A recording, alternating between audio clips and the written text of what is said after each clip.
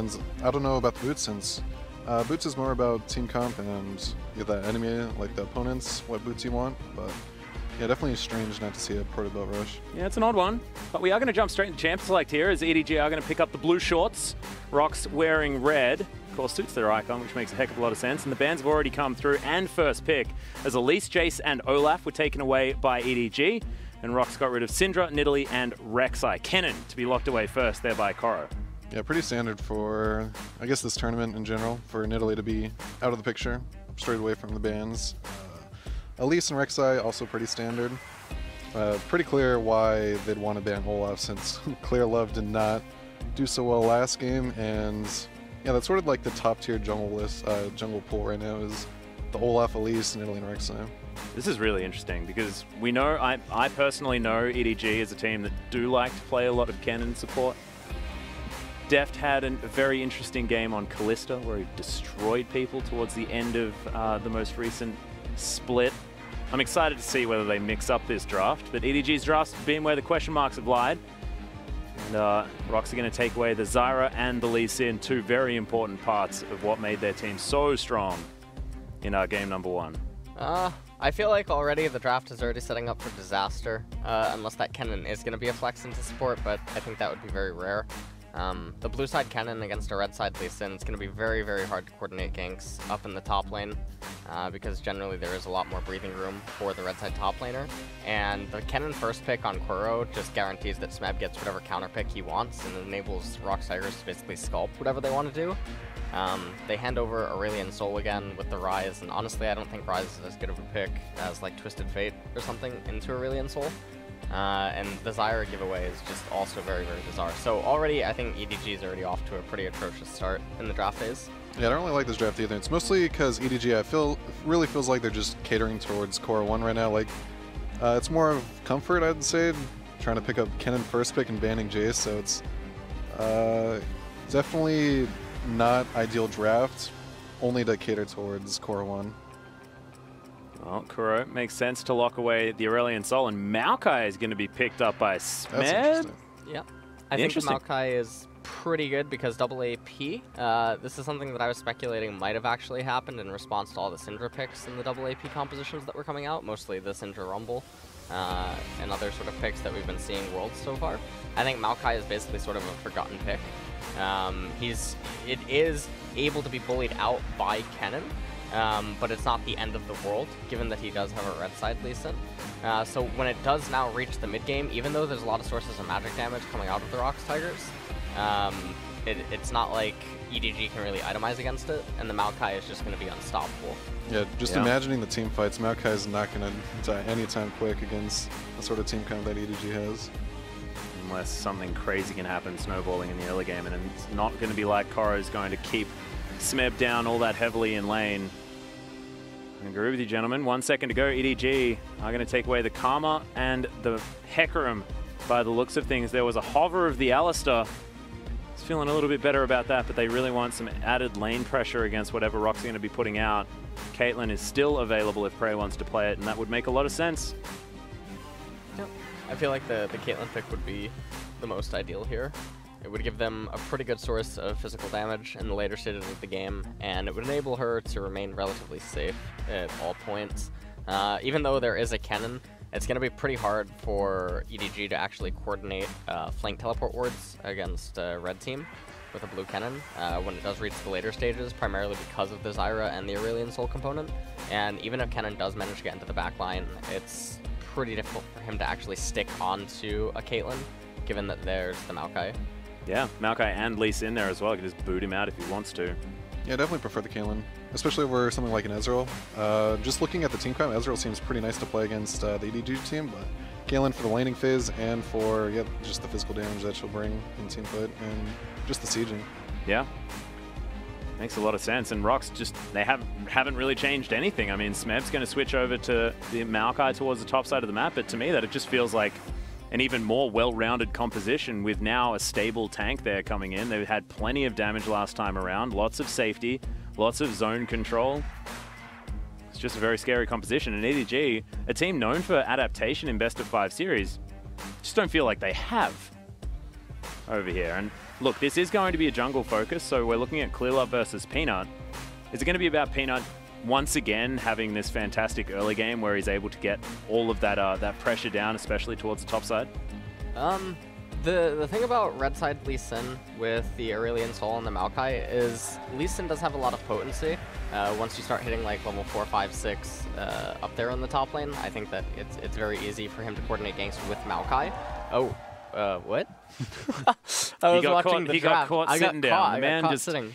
He just can't see all that good. I mean, that's totally okay. I'm almost blind. Completely okay. And remember, ladies and gentlemen, send in your questions on Twitter. Use the hashtag #AskTheCasters. Don't ask why LS was sitting down because we've already explained that one. And we'll bring you your responses throughout the series because this is going to be an interesting one because EDG seemed confident in what they had in the last game and realized that maybe they just didn't execute correctly. But I'm not sure whether that's the case as we hop onto Summoner's Rift. Yep. Yeah, looking into the jungle matchup, it's pretty obvious as Hecarim, you want to just keep farming up, wait for really opportune ganks. Otherwise, you'll just be sitting in the jungle, waiting to farm up, kind of just avoiding conflict until hitting that Triforce power spike where you just become a monster. We'll see whether ClearLove can actually afford to do that, though, because Rox have a lot of tools to try and get things done in the early game in the form of that big old dragon in the mid lane, and Peanut, of course, running around his jungle trying to kick people in the face. Yeah, looking at the lanes, how gank setup will work. For Peanut, I think Peanut will want to really look towards top side and how he wants to really just snowball Smeb's lane since it's a really hard matchup one-on-one, the Maokai versus Kennen, but bringing in gank pressure, it becomes really hard for Kennen to cement any sort of lead since one misstep in the lane will just end your laning phase right there and then. Yeah, and Smeb gets an early Spectre's Cowl and Kennen goes, well, not sure what I can do at this stage. Yeah, bot lane too, pretty volatile with double range matchup. It's really hard for either side to really set up. Otherwise, if either bot lane gets extremely loaded and gets chunked out, obviously there's die potential, but setting up a gank is actually pretty hard for bot lane. Well, we'll see what EDG can do with what tools that they have here in this early game. Game number 2, of course, not do or die just yet, but they do need to try and get some momentum back in their favor. Yeah, pretty standard start. Obviously, just top side, getting the leash. Yeah, and ClearLove wants to be able to spam those spells, utilize that mana throughout the early jungle clear. Very going to help out. 10 out of 10 skin as well, I might say, on Kuro. Karate Kennen, my personal favorite.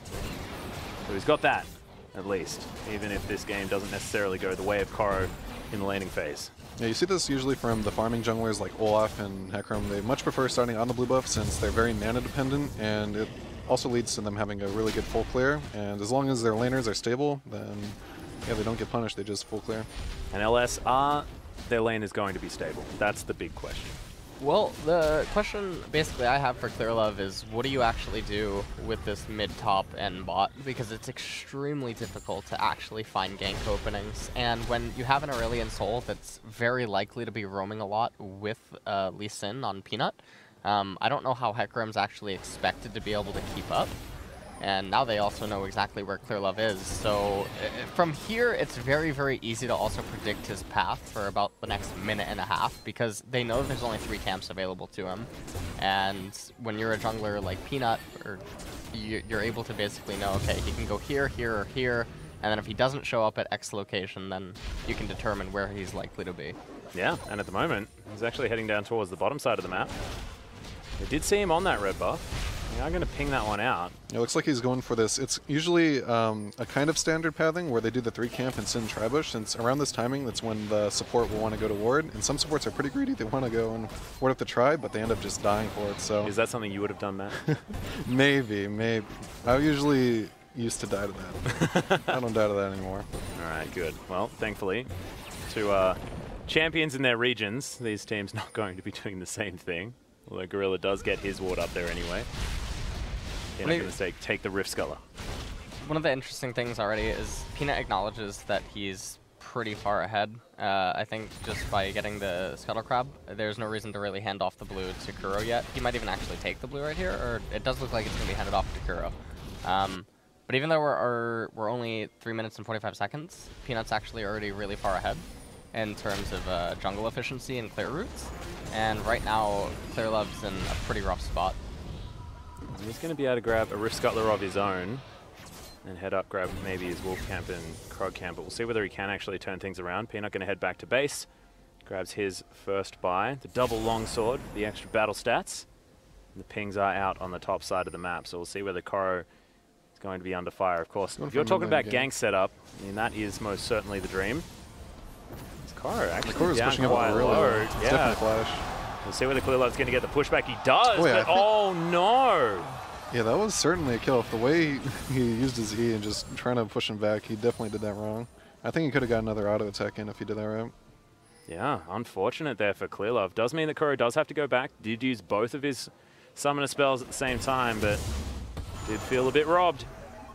Yep, definitely that gank did not go the way that EDG wanted. And I think even Scout messed up a little bit because they both have the same summoners, Ghost Flash, and Scout didn't really follow. Not that it's necessarily Scout's fault. ClearLove just made a mechanical error. Yeah, I didn't quite see the Rune Prison come in as well. I feel like it could have been set up a little bit easier there for ClearLove to get a good knockback. Yeah, so right before that gank camp, and I was about to talk about something for the solo queue junglers at home. The way you want to be, you know, sort of looking outside of, so when you're leaving base, what you want to be looking for is the sort of path you'll be taking. So if you notice that your two camps bot side are up, you kind of want to pad your ganks with your jungle camp to make sure you're super efficient with how you farm your jungle and gank.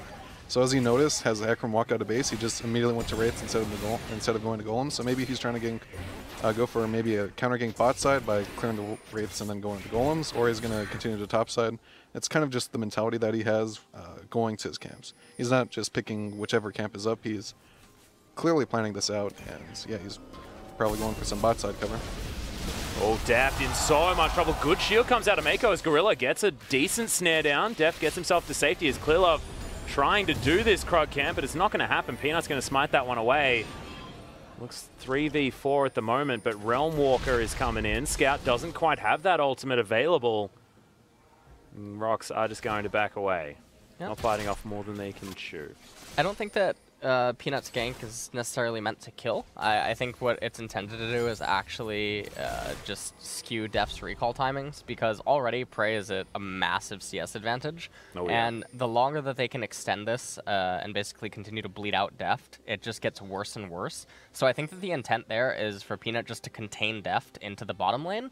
And if Kuro does find an opening, then yes, they can get a kill, but I don't think that the intent of the gank was necessarily a kill itself.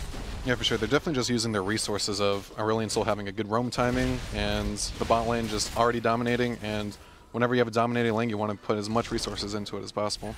Well, ClearLove actually going for a pretty optimistic pink placement timing there as well, knowing that there are 3 members towards the bottom side. Make that 4 as Kuro's going to make his way in. Yeah, actually, using the Aurelion Sol to roam down here, they're just completely dominating this bot side, taking not only the turret HP, but just denying CS, causing the Hecarim to stay bot side. It's really good by Rox to stay down here. Even though it doesn't look like they're getting much, they're actually getting a lot of value from staying in bot side.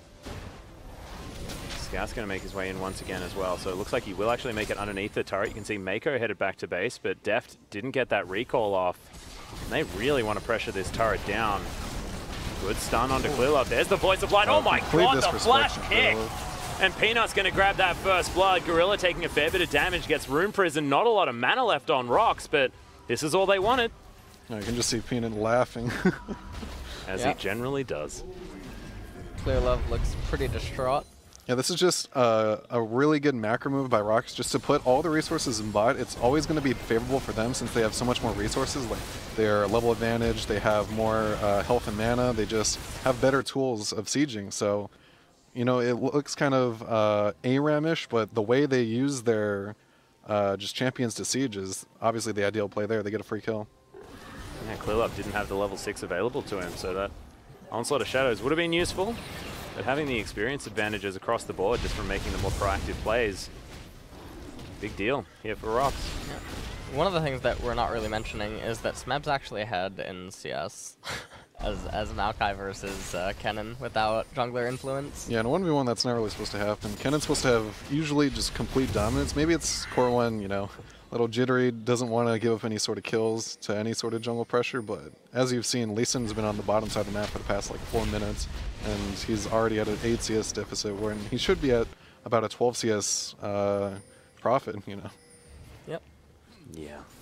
So right now, also I really like that Prey actually picked up a call. This is something that I don't see. Pretty nervous. He's sweating.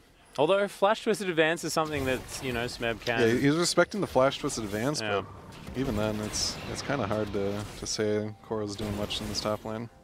No, certainly not.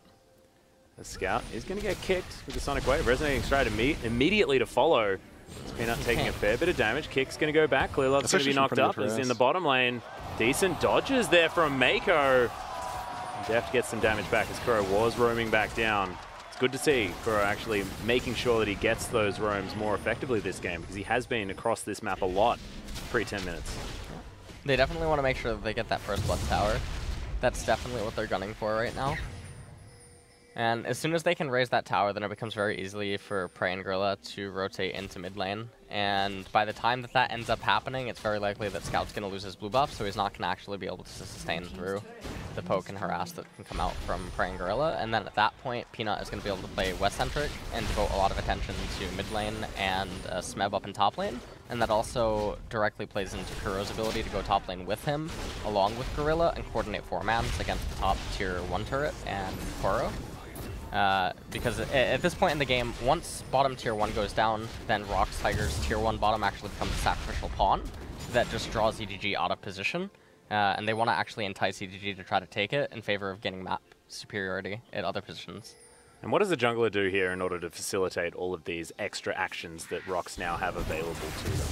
What is Peanut's job facilitating him?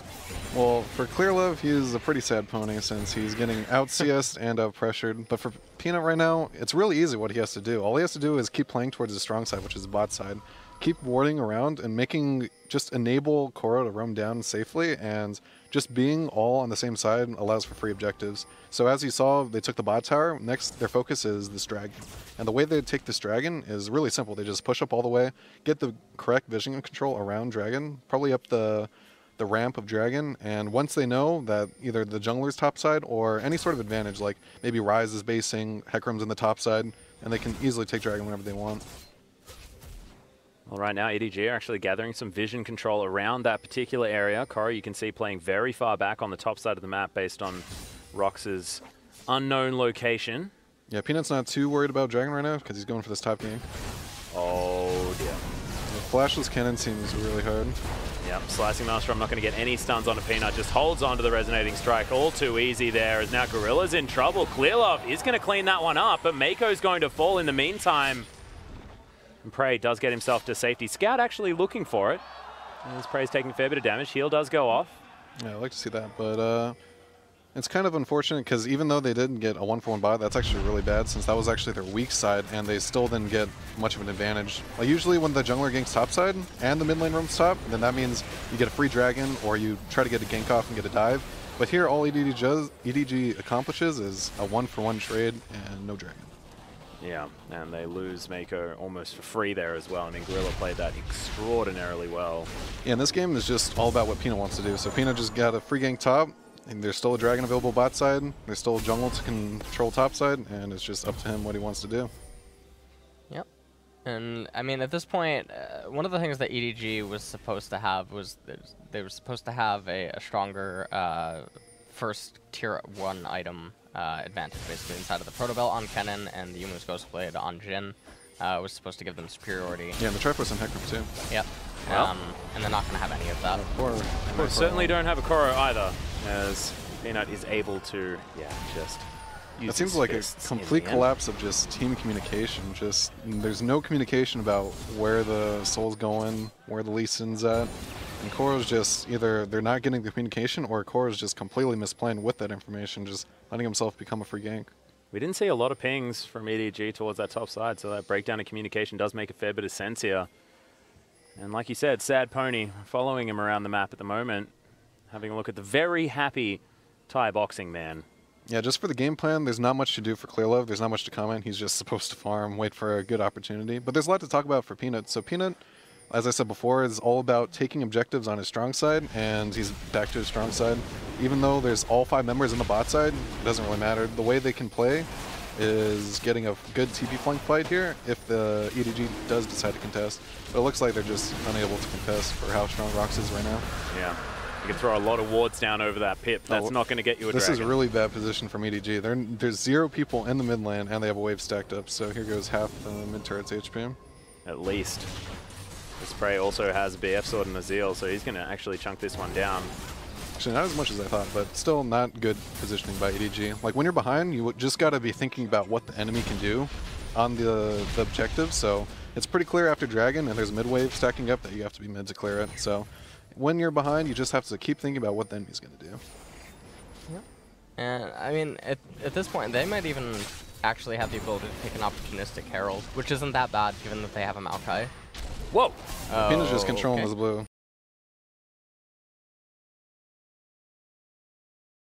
And Smeb has a flank angle. There's not much EDG can do, because for them, they have to go all the way forward to commit to a fight. And if they go forward, then Maokai behind you, you're not going to be able to go anywhere. Yeah, and Peanut is able to steal away that blue buff as well. Yeah, Rox just slowly went from Dragon to mid to their blue buff, and there goes everything. That's sort of just what happens when you're in control of the game. I mean, at this point, the gold deficit is about 4,000, but when you factor in base scaling on that Maokai, and also the fact that they have so much scaling inside of the Aurelion Sol and the Caitlyn, this game is really already like just blown out of the water. Yeah, right now if a team fight happened and the Maokai just decided to disconnect from the game, it'd take him probably like 7 seconds to actually die 1v5. So it's pretty hard for Rox to actually throw any sort of team fight. All they have to do is just go for either the slow bleed out, or maybe they can go for aggressive plays if they really want to, but to cleanly close out this game, all they got to do is just slowly, as a team, go around objectives, get the correct vision, and just take free towers. And that's precisely what they're doing. Peanut is going to pressure away the EDG bottom lane for this outer turret on the top side of the map, and that is going to be the entire outer ring done for Rox. 5,000 gold is going to then be the lead. And look, Super Soak is done for Kuro. I mean, you were talking about the fact that Rox have a heck of a lot of scaling, but they also have a heck of a lot of power right now. With Gorilla having that ultimate now available to him, I mean, Prey in a very good position at this point for taking down turrets, which is exactly what Rox want to be doing. And Peanut, of course, they just have a lot of tools at the moment to do what they want to do. Yeah, I mean, if you just look at the vision, I mean, that also just tells a story in itself. It literally just looks like EDG is scrambling to try to get any sort of control anywhere on the map. And they're just being beat at every single angle. Deft is down 40 CS. Mid lane's up a little bit in CS, but top lane is down in CS, and that's just not supposed to happen in that matchup. And now we're seeing the gold graph across all 2,000 gold champions. In the lead is Prey. That is Hecarim get a just try first yet? ridiculous. Oh, please tell me it's a try first. Nope. Not yet. Not. Soon So, PM? yeah, just any of the junglers that rely on getting farm, once you get behind, there's actually just no really good options. Like, the junglers like Graves and Hecarim, they need farm to actually be useful champions. So, as a team, when you fall behind, your farming jungler actually falls behind the most, because there's not much to do when the enemy is just taking over your jungle. There's no camps to farm, there's no plays to make. It's just really sad. One of the things for me about the jungle components is, in theory, yes, Hecarim should be able to farm with these lanes, Ryze against Aurelion and Kennen against Maokai. But if that logic is going to really be applied, when we look at the 5v5, the Hecarim is just so out of place, and the pick itself just doesn't make any sense. There's no real incentive to have him, and then if you do fall behind, which is a possibility, then he's even more useless.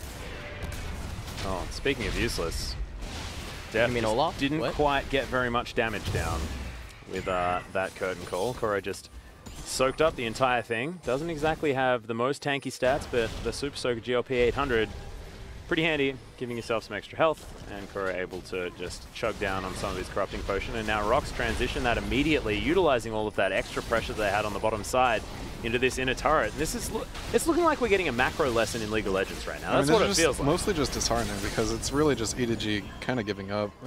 They're putting their bot lane top to just get farm while they're leaving every objective uncontested. Because usually when you're behind, the thing you want to be looking for, as I said before, is what they'll do next. But how to counter that is looking on the other side of the map. So let's say if they're getting the dragon or getting the bot tower, at least put resources top, try to take a top tower, try and trade something. But they're not contesting any objective, and they're just trading it for like waves of XP, waves of gold, and it's really just giving up at that point. It's mostly just how you'd play in solo queue if you're in solo queue together. You're not really doing anything as a team, you're just slowly giving up objectives. Meiko, speaking of which, actually going to empower the W, so Peanut going to get stunned up for the moment. ClearLove looking for his way in. He's going to jump on top of the Lee Sin as there's the onslaught of Shadow Spray. Oh, doesn't get the fear to come out, but Peanut is going to fall down. Kuro, flashes after the Rune Prison. Lots of damage comes down now as he's just dancing around the fight. ClearLove closes the distance. Can he actually get it? Oh my goodness, sidesteps the Deadly Flourish as well as now Smeb just walking forward. Oh my god, the damage! And EDG are decimated. That is disappointing. That was revolting. I mean, that was a way back into the game. But it really just looks like EDG is kind of giving up. I mean, just the way they're playing, a little sloppy, but they're just falling into this sort of trap. I don't know, they just all die. Yeah, this was kind of okay when they chunk out Peanut. This is great. The big problem is that ClearLove actually misses his ultimate. If he hits the ultimate and Peanut goes down here, then he's going to have a lot more HP, and he would also be closer proximity to Kuro, and maybe Kuro actually goes down earlier. Yeah, I think he could have ulted Kuro too, and if they killed Kuro here, they actually had a good shot at winning this team fight. It would have been 5 versus 3, even though they're down a lot of ults and a lot of resources. They still had a good shot, because Kuro still had his ult, and with 2 squishy targets, all it really took was being on sync and going on the same target, and Rox definitely had a way to, EDG had a good way of winning that team fight. They just turned into a slaughter. Yeah, most certainly did. And once again, it comes down to Gorilla. The man did a heck of a lot of work. Had his double penetration items. If we go back and have a look at the damage in that team fight, I mean, I have a feeling that the old Stranglethorns, Grasping Roots, all of the plants, and the Q damage is a big deal. Quite a bit in that team fight. I guess we can talk about itemization. For Hecarim, it's pretty straightforward. You just want to rush the Triforce. Not much to say about that. For Lee Sin, it's pretty standard when you have a Zyra support to put the Aegis on the jungler. It's usually pretty bad to build Aegis on Zyra, since getting the AP on Zyra is actually really beneficial. Like, as a team, allocating the resources of putting the Aegis on the jungler is much better, and getting more damage on the Zyra is much better. So yeah, I like that Not too. much else to do. I mean, he built full AP, which is good against double AP teams, so that's all there is to say about itemization. What about Smeb? I mean, I know this isn't a top lane focus stream, but getting a second item GA, I think it's just flexing. Pretty hardcore. I think that's actually super correct here. And that's primarily because right now he is so far ahead. And in a normal situation, a Maokai at 21 minutes is going to have that Spirit Visage, Tier 2 boots, and maybe I don't know, a cloth armor or something, right? He acknowledges that he's unnaturally fed, and he also acknowledges that in other games, maybe, you know, Rox and EDG would be very even in gold. So if that's going to be the logic, then purchasing the Guardian Angel just removes EDG's abilities to sort of like make a pick or do anything that could skew the team fight in their favor. And it's just a defensive item that is being used offensively. I also think it's just about the magic resist item. There's not many other magic resist items he can really get besides, yeah, G is a good option for the MR and the armor he needs. I think it's decent for just the stats it gives. Yeah, the stats are completely well. He could go Banshees. I prefer just going another like Cowl, or maybe just completing the armor item like Frozen Heart and then moving into another armor item, since he's so far ahead. I don't think he actually he can just shut down the whole game, just going in 1v5. Yeah. Well, now they're just going to wander over and take a Baron. So Rox are just going from one objective to the next. They've taken 6 turrets to 0. They're 12,000 gold in the lead. They're just going to leave this ward here because they just don't seem to care. Curtain Call has been set up. Teleport coming in from Kuro. Can they actually get the team fight is the question. Good exhaust. And the Kennen can't do anything. Deft now trying to kite off to the side. Decent damage comes in, but the Baron was taken. Rox get 2 kills in trade for 1. Now they're still hunting for more. Deft wants to try and find it, but he's going to get stunned, going to get destroyed. And Peanut grabs that kill. Meiko falls as well. Just haphazard orbs circulating around Kuro. They're going to help take him down. And now it's only ClearLove left. And I don't think he's going to be able to defend this inhibitor turret. Jeez, the gold deficit is a little much. 24 minutes in. And I mean, I want to ask a Twitter question because I feel like we don't have very much time left. But Rodrigo comes in with a very, very poignant one about our conversation earlier on. And he asks, instead of warding Tri-Brush at 3 minutes, where should I ward so I don't die? Matt, please. We're talking about bot lane? Yeah, what do you do? Well, actually, no. I was talking about just warding the Tri-Brush. Extending really puts yourself vulnerable. So instead of just warding the Tri-Brush, you ward in the area right before the Tri-Brush, which is what I like to call just the river. And I mean, obviously that's pretty general, but right below where the dragon wall ends, that's where you want to be putting your ward. Because it sees the instead entrance of having to face check. Yeah, right? it sees the exit of Tribush and it sees the river. So don't face check, just put your ward right in the sort of the middle area of the bottom of the river. All right, well, in the meantime, we did see exactly what happened there. EDG tried to go for a desperation fight, and nothing really worked. Yeah, to make sure I completely describe that ward correctly, so if you see the pink ward in the bottom of the river, just to the left of that, outside of the brush, that's exactly where you want to be putting your wards, regardless of side. Either you're blue or purple, just put your wards right there. Perfect. I'm going to write that down because I get killed there all the time. Actually, if I'm going to say I'm going to write it down, I don't even have a pen. So I'm sorry, I'm not going to write it down. I'm going to do my very best to remember. Iceborne Gauntlet was the next item built up there by Smeb. 10 kill participation out of 13 is fantastic here for this Maokai. He's done extraordinarily well. We have a look at our jungle matchup. 2-2-1 for ClearLove. There's another setup from Deft just trying to hold on to this. And Kuro once again going for the flank, but look at the shutdown. Comes in onto Prey. They lose Meiko, but he's the only one to fall just yet. I say that, and Kuro is going to fall, and now Smeb going for the dive. Remember, GA is still there. It's a double kill for the Aurelion Sol. Scout now trying to get some more damage in, but he flat out can't. And once again, ClearLove has no teammates left. He's going to get flashed on. There's the ace. And they're not going to take very long to take down these Nexus turrets. Rox Tigers in what was an even faster game than Game 1. And I wasn't expecting to be able to say that because Game 1 was really quick, gentlemen. Yeah, well, EDG, they played that team play correctly, I guess. But, you know, being down 16k gold, no matter what you do, you kind of just lose. Yeah. Just unfortunate. The fact that there were no adaptations made in the draft, they then picked themselves a slower team composition. A whole lot of what EDG were trying to do was honestly lost on me because I'm not entirely sure what the aim was there other than just a repeat performance of game number 1. Yeah, I don't know. I feel like that was one of the worst drafts I've ever seen from a world-class team. I have to say it that way. That was absolutely atrocious. Yeah.